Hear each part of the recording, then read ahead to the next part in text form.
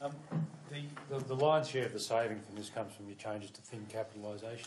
Could you explain how they differ from the policy you took on thin cap to the last election, in which the coalition says Treasury told it was unimplementable? What we are doing here is removing two of the three possible approaches. It is quite different to what we proposed in government. What we proposed in government was right for the times.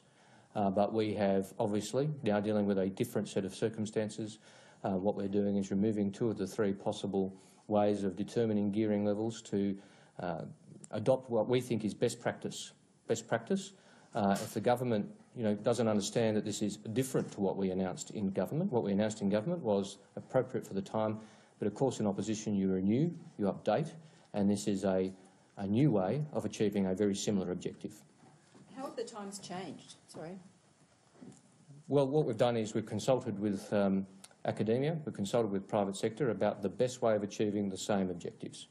That's what we've done, adjusted to new advice, international best practice, engaged with OECD best practice guidelines, and of course our former Assistant Treasurer is working with the OECD. He's been chosen as one of the world's foremost experts on minimising tax evasion. We've looked at the OECD work, consulted widely, and we've come up with a new, very effective way of achieving a very similar objective.